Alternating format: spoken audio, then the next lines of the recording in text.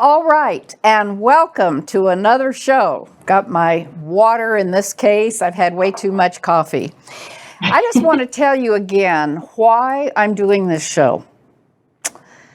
Because there's nothing more important to me as someone who has gone in and out of organizations for years, 25 plus, working in companies that sometimes have terrific leaders that you'd want to follow. And then sadly, sometimes I'm with leaders that say, well, go fix my people kind of thing. It's just so important today, particularly, that we work with those people who are totally real, just real people. That's what this show is about, authentic leaders that are doing it right. That's it. That's my passion, and I'm sticking to it. Now, let's talk about today. I wonder how many of you have ever had a coach. Now, I mean outside of sports. Raise your hands, as if I could see it. And I wonder how many of you watching today are professional coaches like me. Well, either you are someone that has asked me to ask questions about coaching, or you're someone who has said, Valerie, I've thought of having a coach, and you need to tell me a little bit more what that's about. Or it's coaches and people that just want to know what's going on in the global organization that runs all of the executive and all kinds of coaches from an organizational standpoint and certifies us. And I'm going to tell you something. It is not an easy process to be certified. So we'll talk about that. So today I have with us two women who are leaders in ICF Global Organization, International Coaching Federation. And that's the organization I'm a part of. That's the organization that certified me. And so we're going to hear from the organizational leaders to tell us a lot about what's going on just in the coaching world globally. So stay tuned. I want you to meet two women today, Anik Clemens and Mickey Gustafson. Stay tuned. Welcome to our podcast, Doing It Right. This podcast reveals authentic stories from successful leaders doing it right. It's about their journey to become a leader, their choices, motivations, and lessons. In essence, how they built successful personal brands. Your host is Valerie Sokolosky, author of 8 leadership books and nationally known as an authority on executive presence and personal branding. Let's get started. Here's Valerie. Okay, so my objective today is just to explore kind of the world of coaching and the gold standard organization that certifies the coaches, as I said. I want to welcome today on the show Anik Clemens, raise your hand. Hi, everyone. Anik and Mickey Gustafson, raise your hand. And for those of you listening, you're going to hear their voices in a minute. I want to welcome you and start with, and by the way, Anik, you are in Florida, right? That's correct. And Mickey, you are in Kentucky. Correct, yes. And on the screen, it looks like you are just sitting side by side. It's awesome. Yes, that's right. So thank you for taking the time today. Anik, I want to start with you and just ask you to tell us a little bit about your role as Strategic Development Director for the Americas and the Caribbean. I want you to share quickly the history of this organization and how it started. Sure. Thank you, Valerie. So the International Coaching Federation became an organization. It's a nonprofit organization in 1995. And it's the world's largest organization for professional coaches. And it was founded in order to bring coaches together in a community, not only for networking and professional development, but also as the highest standard of credentials and accreditation in the world.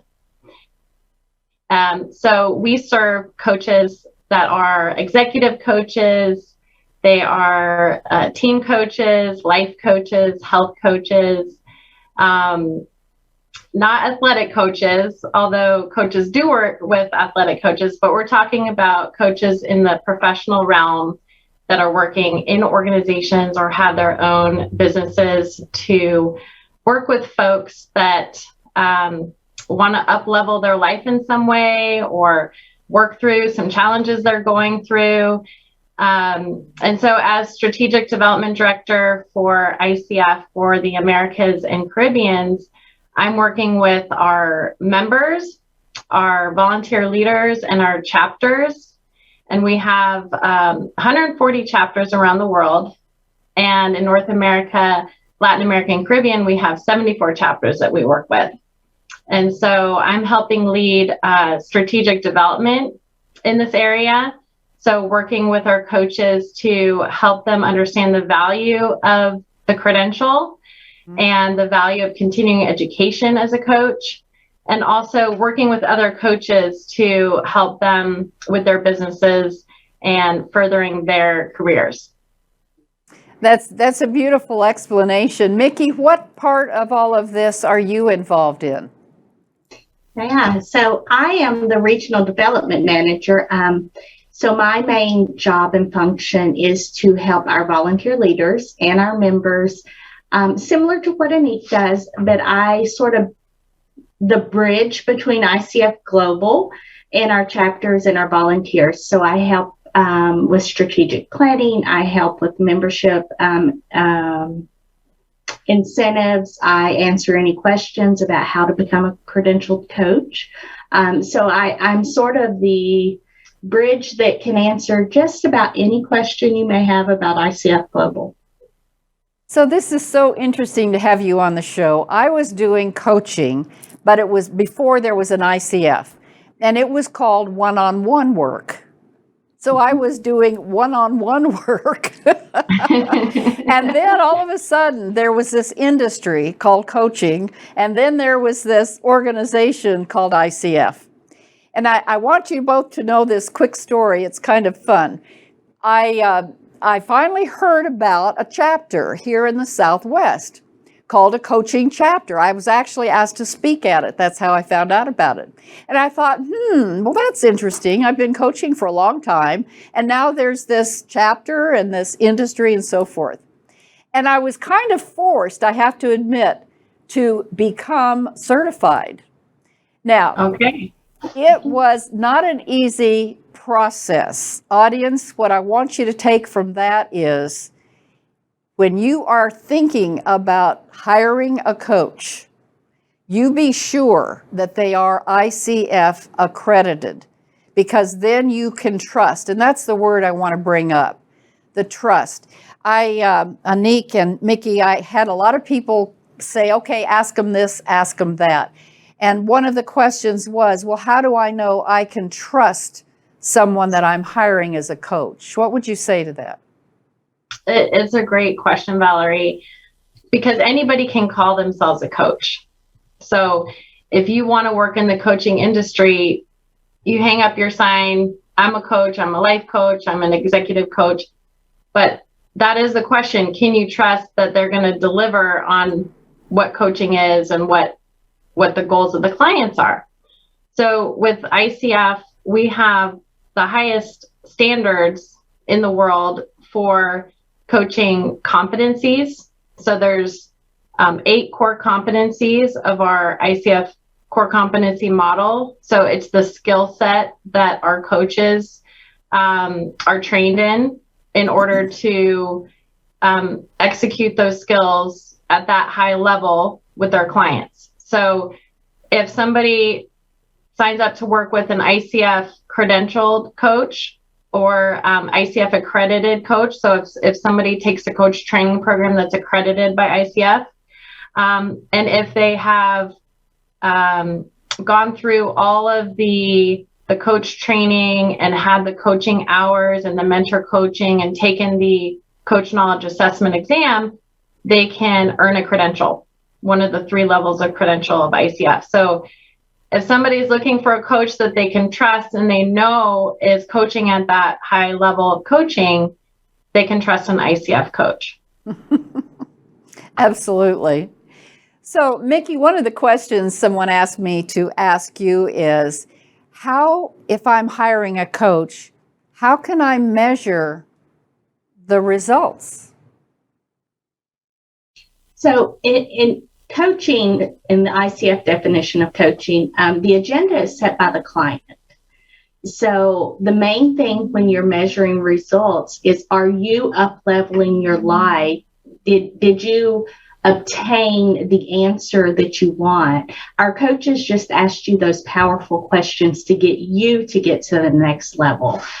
So they don't give you advice. They don't give you recommendations. They asked you those powerful questions and really listen to what you're thinking.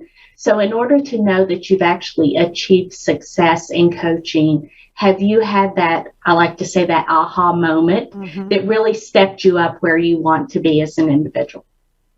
And I want to make something clear on this.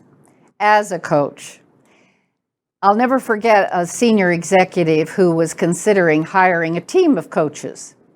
And he said, now listen, I don't want these people to just come to our employees and do nothing but ask questions. So, realism, how would you answer that, Mickey?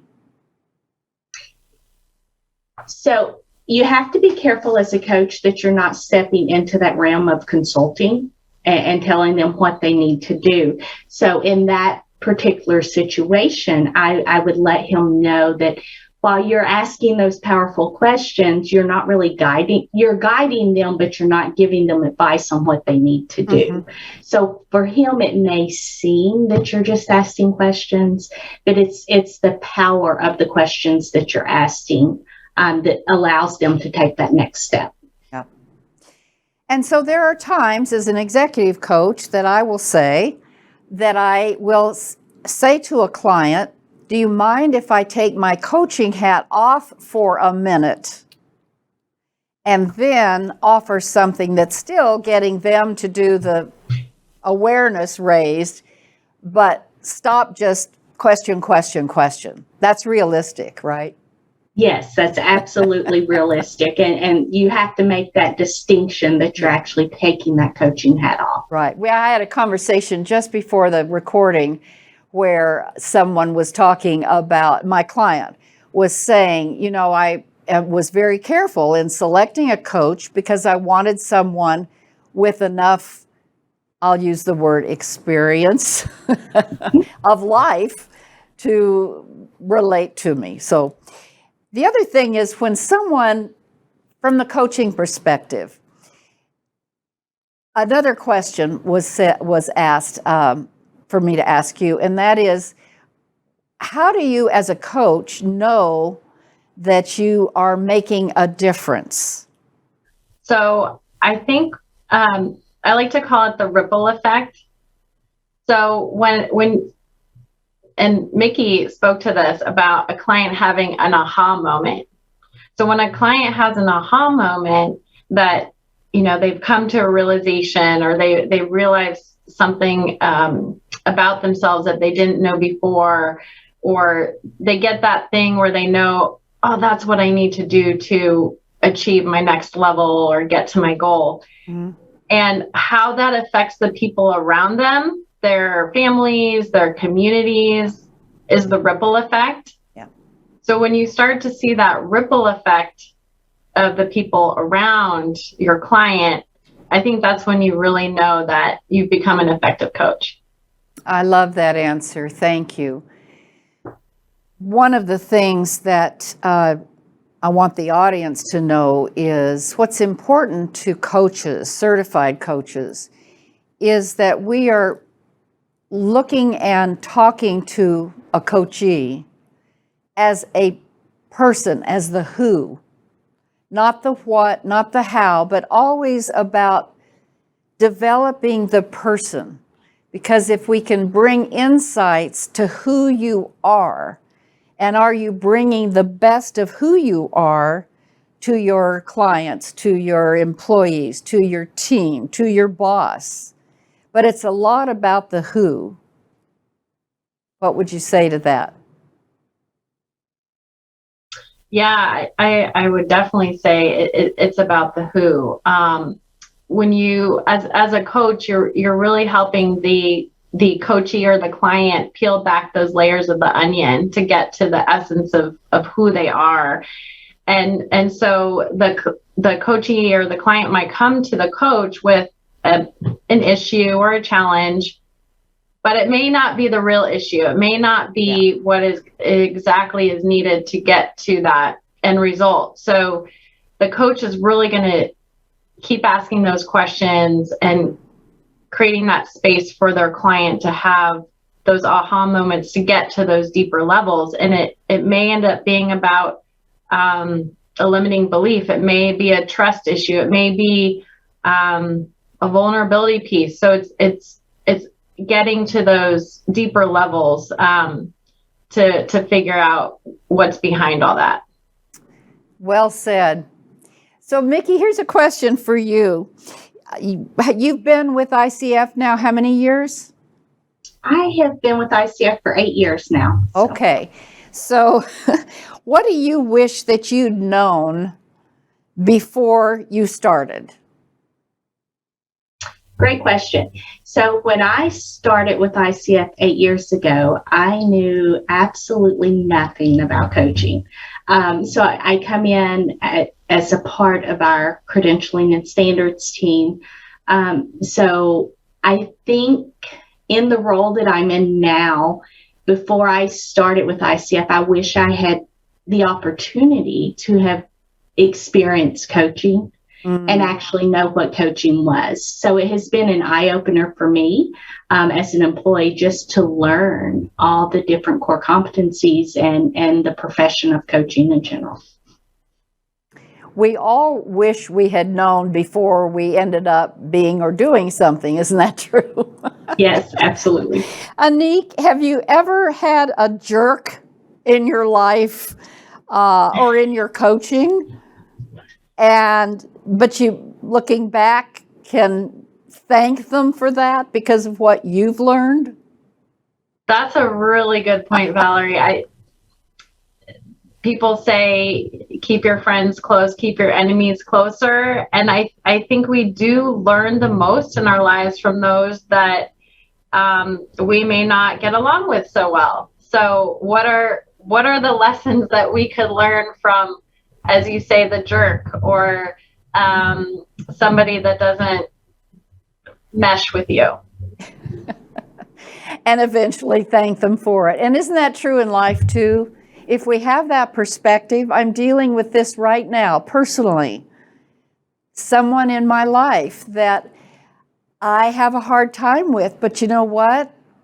Now as a coach, I can say I didn't do this before, but my mindset is different. It's like, all right, what am I learning in this? How am I doing with this? What can I do or be differently? So I just have to throw that out to the audience. A good coach is always learning from their own life too, believe me. Definitely. And I think it's about taking responsibility for your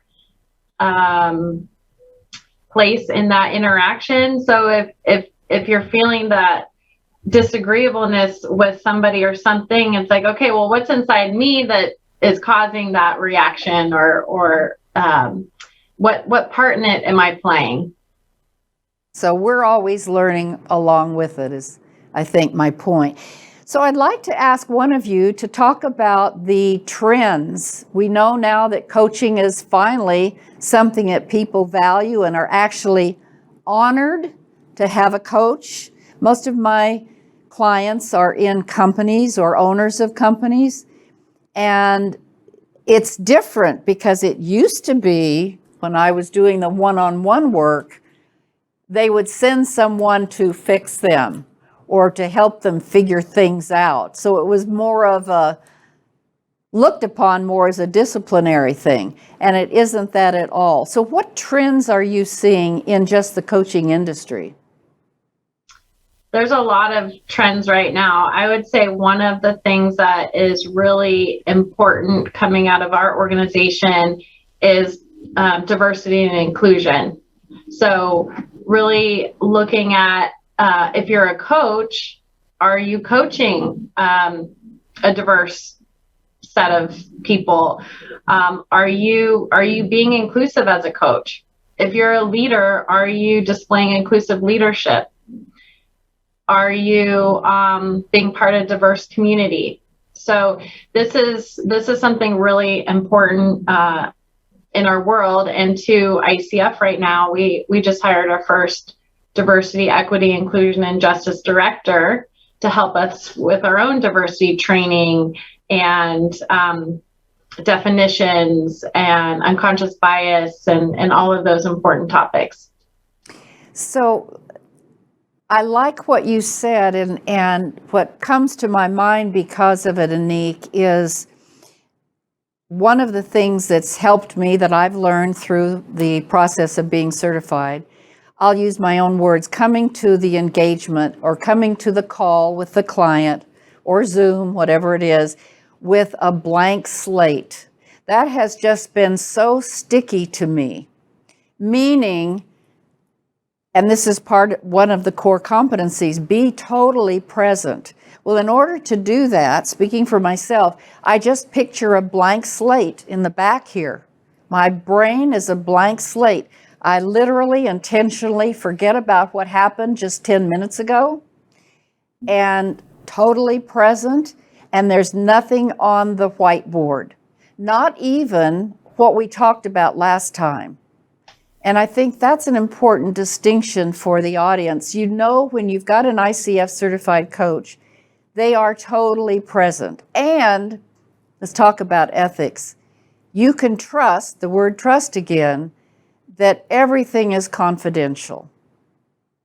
Talk to us about the ethics. You're a gold standard organization, absolutely. And part of it is because of the ethics. What are you teaching us who are going to be certified as far as ethics?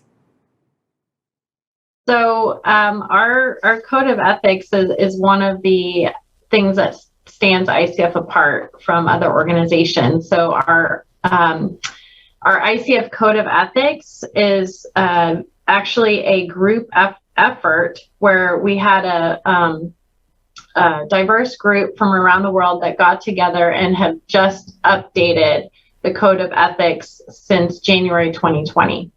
And so it's made up of 5 main components, and it includes ethical principles, ethical standards, our core values, and actually has a pledge that each of the coaches takes for themselves to pledge that they're going to uphold the Code of Ethics in every coaching engagement that they have.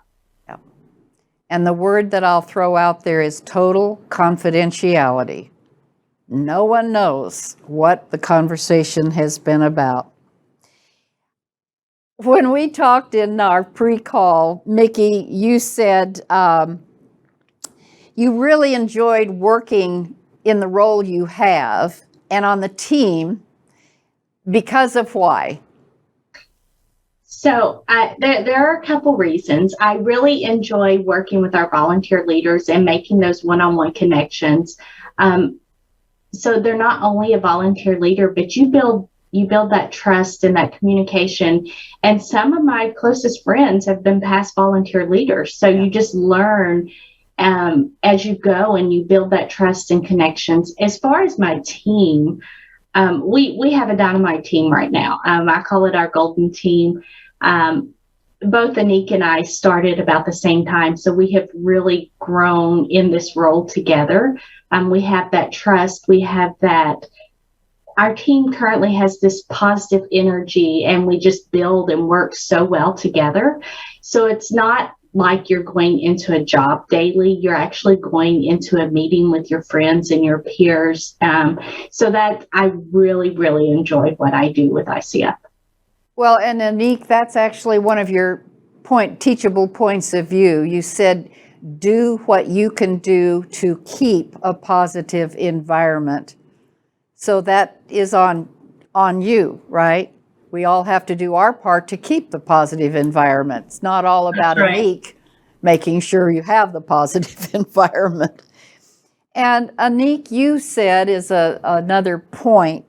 You said that courageous leaders, and you're the leader of the team, are vulnerable. What would you say about that? That's right, Valerie. I think being vulnerable allows you to establish that trust. So being able to open up to your team about some things about you allows them to open up to you and building that trust. So I really see vulnerability as courage.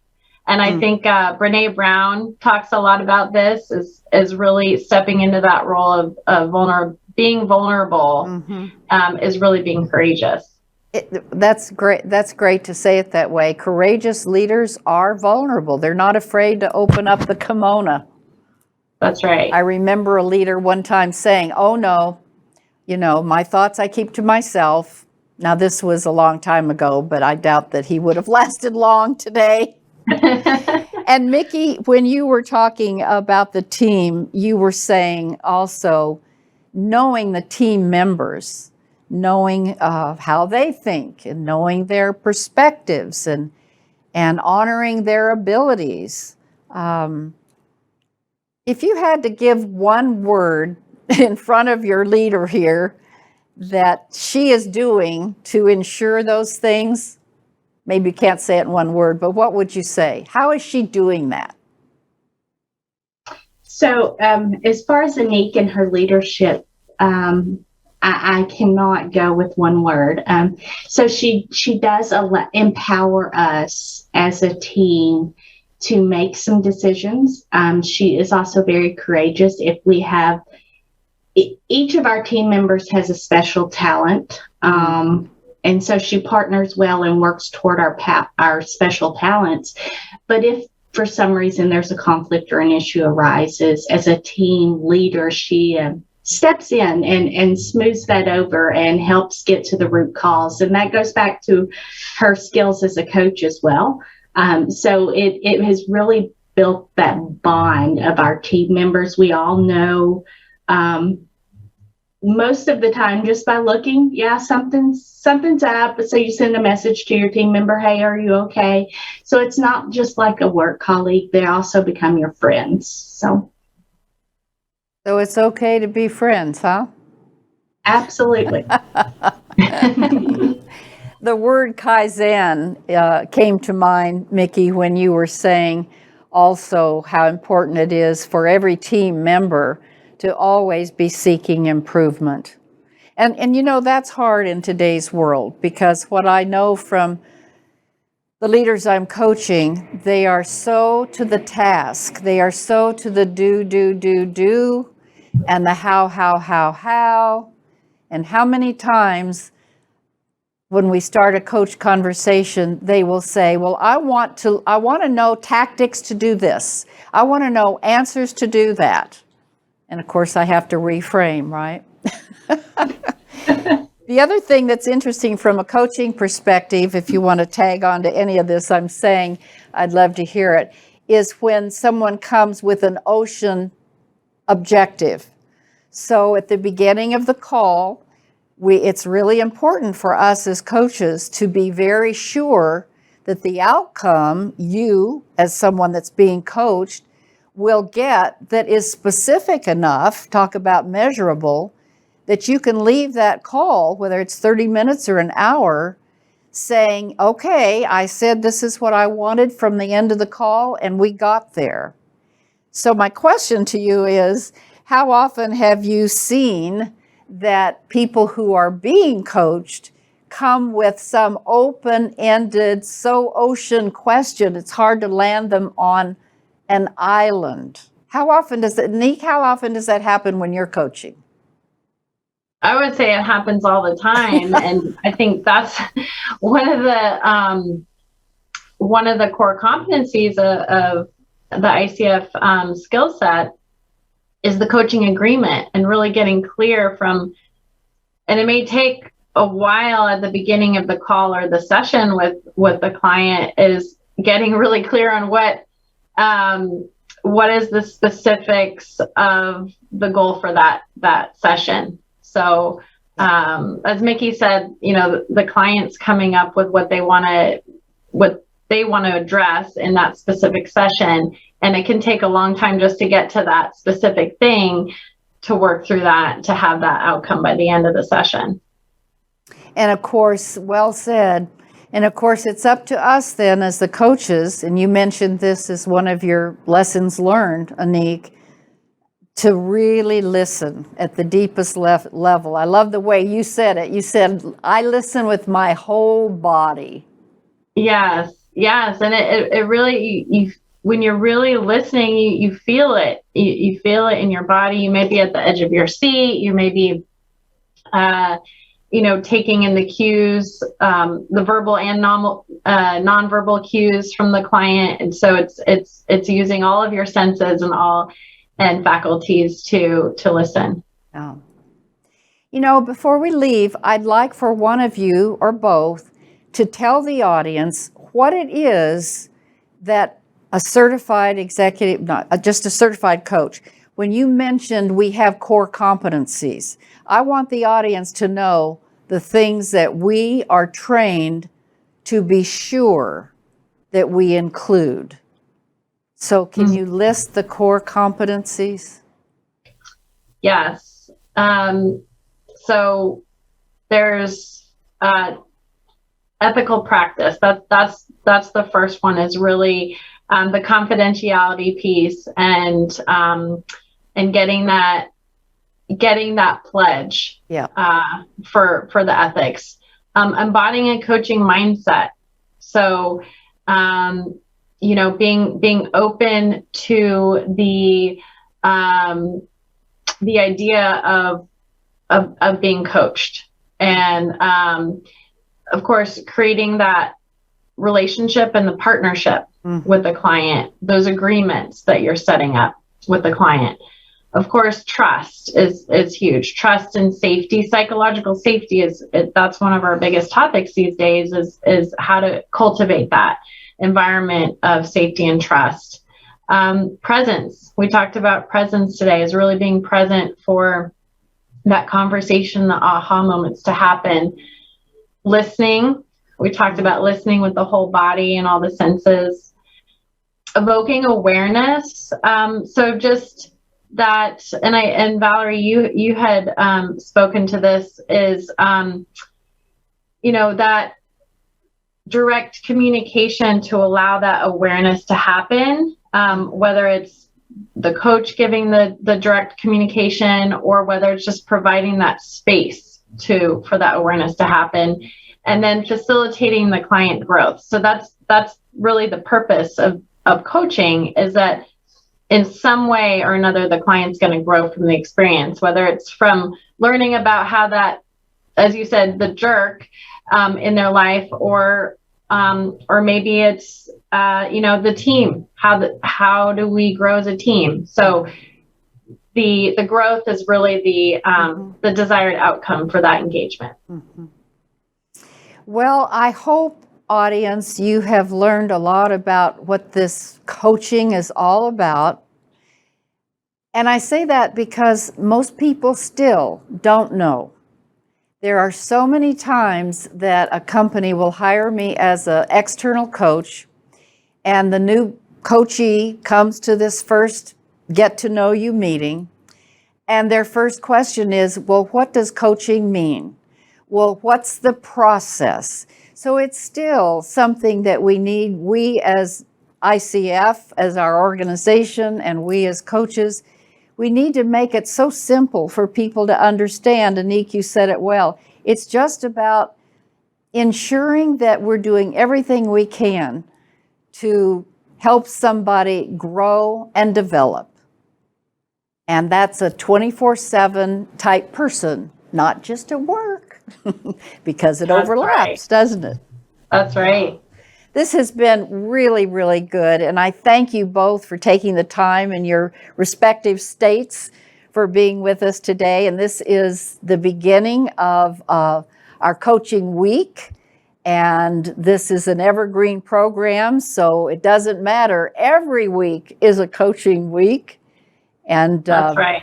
For those of you who want to ask more questions, maybe about becoming a coach, you can see at the banner below that we have Anik's information and also Mickey's. You can contact them at the ICF Global site or them personally. They'll be happy to answer any questions. And of course, I have to say, and if you have any questions about me being your coach, I would love it. I would love the audience, those people who hear me every week or so, to pick up the phone if you trust that I'm somebody for 4 years who've been talking about trust and doing it right. It would be a joy to be your coach. And with that, thank you both so much, and stay tuned because I always end with Anik and Mickey something I call a Valerieism. So, sip of water. Okay, so here's my Valerieism for today. This is the age, I believe with all my heart, for authenticity and connection. And that takes emotional labor. Let me say that again. This is the age for authenticity, just be real, and connection, relationships. And that takes emotional labor. And I chose that, I came up with that for today just because it takes energy to think that way. 50 years ago, maybe, I don't know, whatever year you want to say, the old way of leading was telling. It was autocratic. And employees came to work and they did. No longer, no one today wants to be led that way. So those of you who are my audience, you're leaders, no matter what you're doing, you're leaders in your home. And it's not about a title. It is not about a title. Just realize that if you're doing it right, it's going to take some energy. It's going to take some reflection. And I always want you to do it right. And that's my Valerieism for today. Thanks for listening. To receive Valerie's voice, free monthly leadership tips, and to learn more about her leadership programs and coaching, visit her website, valerieandcompany.com. Next week, we'll be here again to inspire, engage, and equip you with teachable points of view from successful leaders who have been doing it right. Until then, lead authentically.